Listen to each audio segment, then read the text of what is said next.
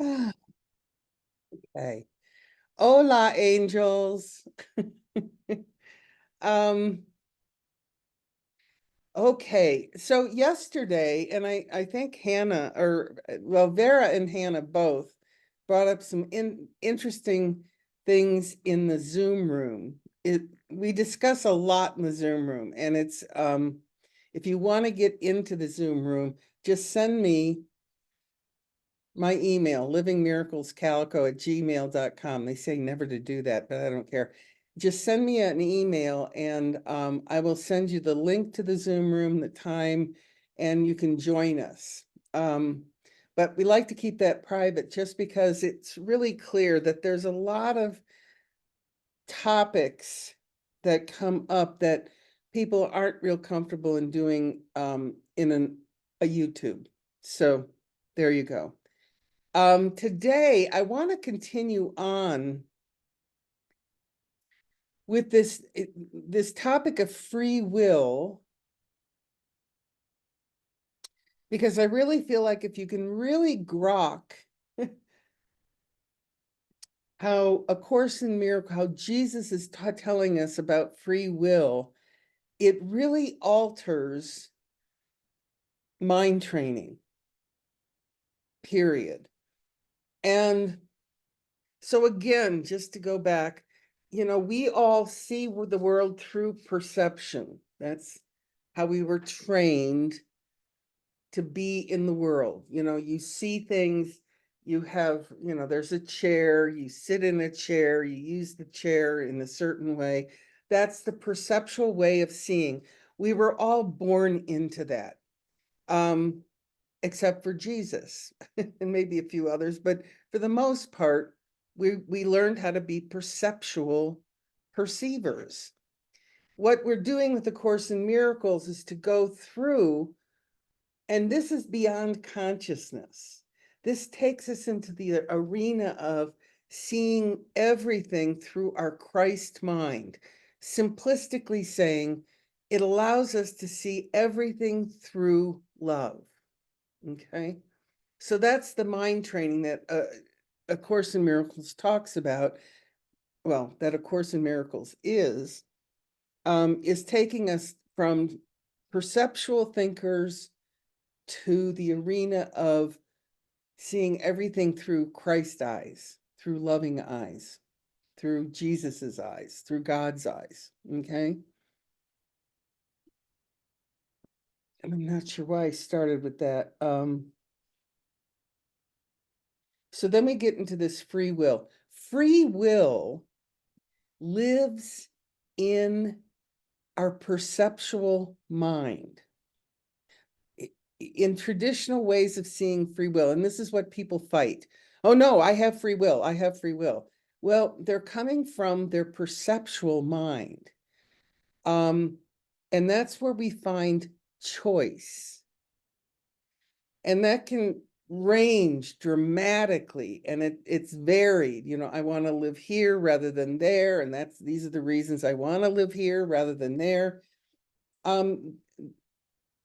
Werner Erhard, this is 30 years ago or something. I remember he did this little question that he would ask people, and it was really very effective to getting that what we're talking about is not in the perceptual, choice-driven mind. Okay. And he would have, I've got two ice cream cones, chocolate and vanilla. Choose. And then people would say either chocolate or vanilla. And then he'd say, why? And then people get all, bent out of shape. Well, vanilla doesn't have much flavor. Chocolate, I love chocolate. They'd have all these reasons why they were making this choice. That's the perceptual idea of choice.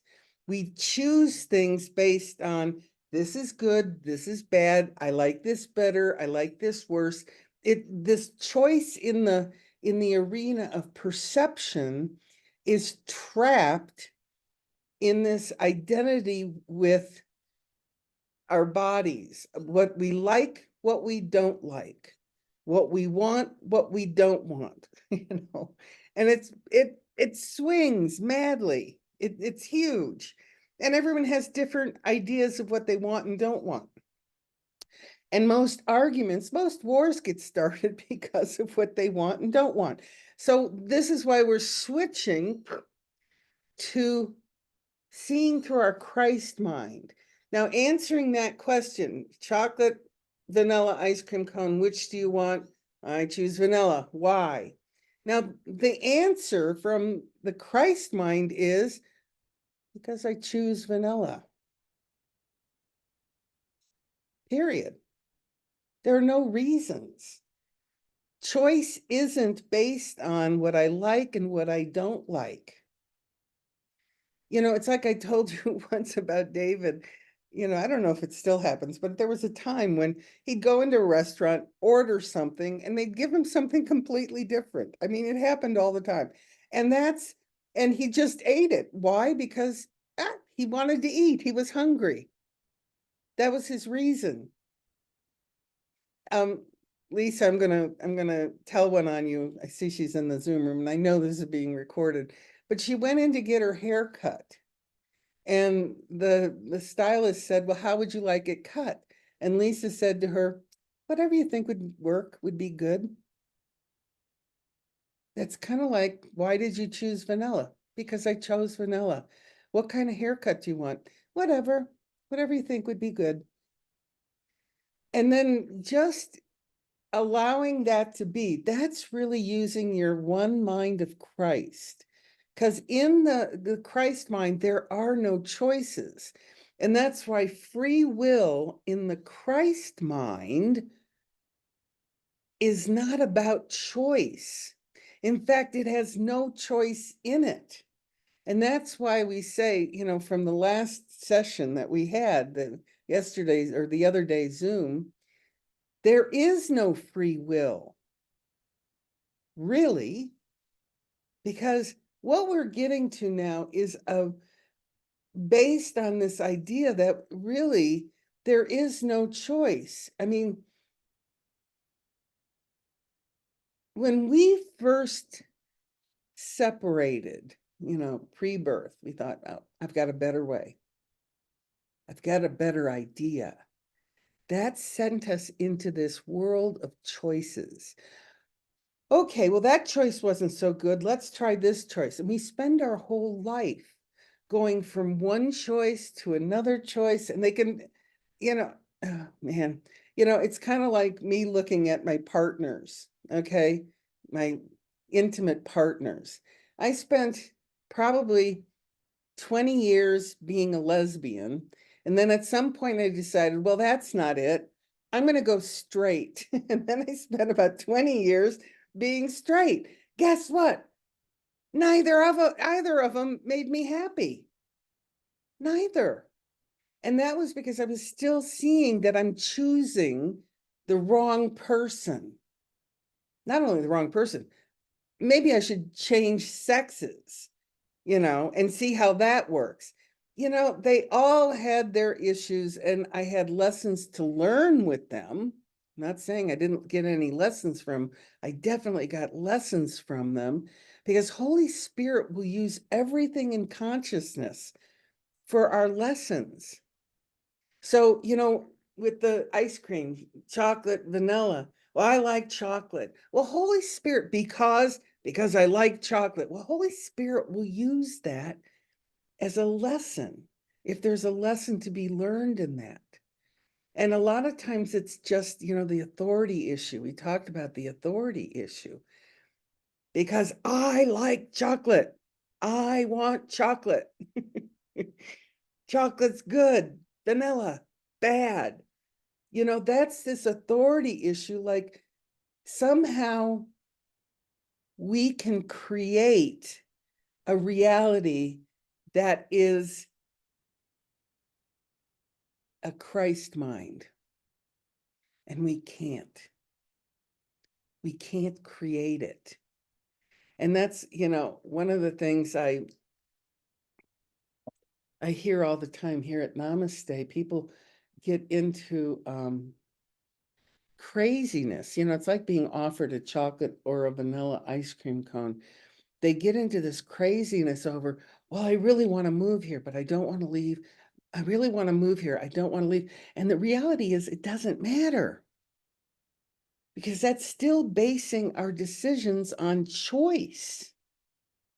And we're taking this way beyond choice.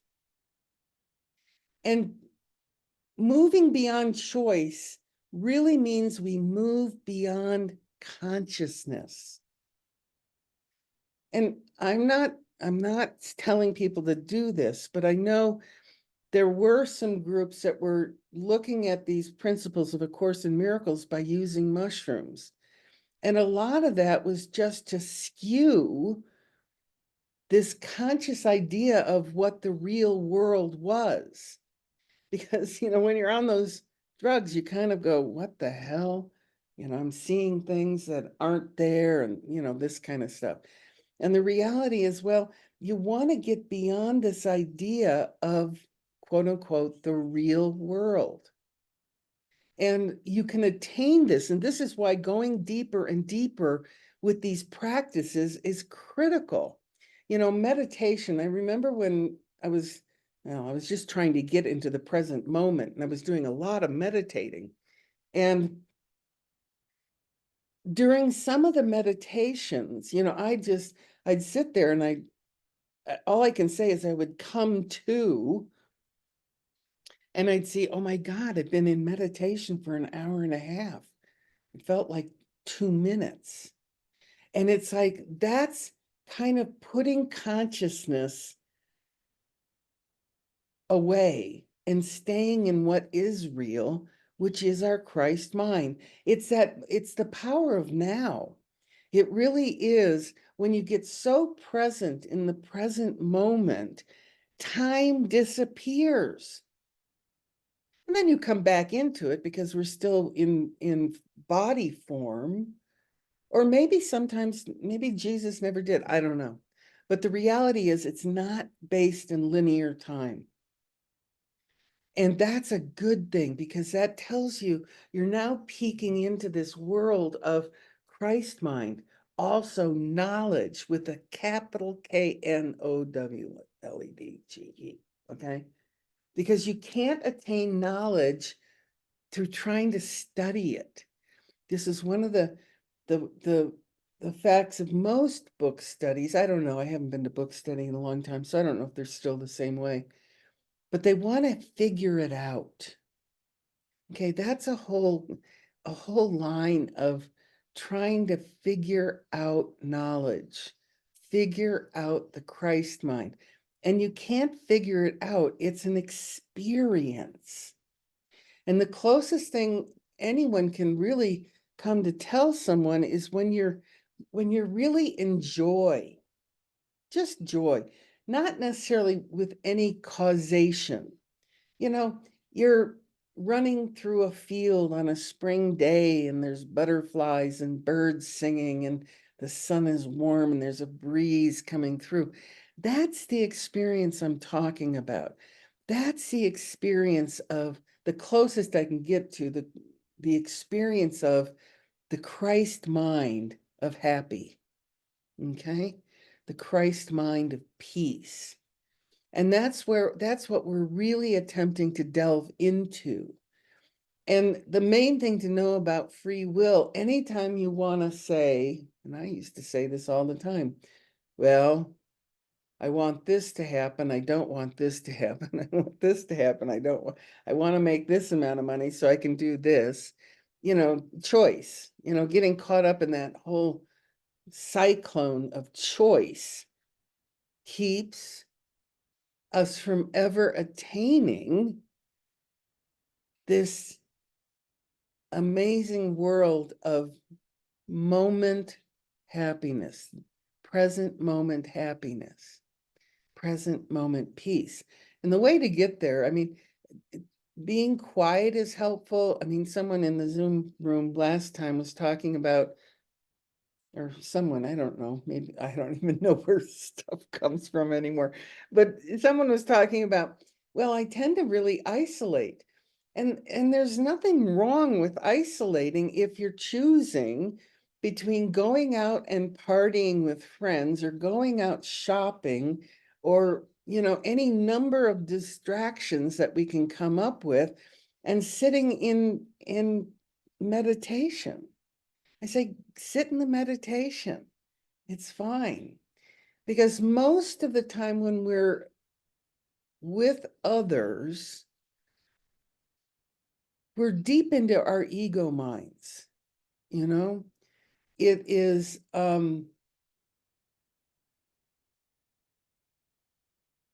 the only true joining, and this may change tomorrow because God only knows things shift very quickly. The joining with others that I can't get enough with are joining with people that are going for their Christ mind. And then joining people in that Christ mind is just delicious. It's intoxicating. It is joy without opposite. Okay.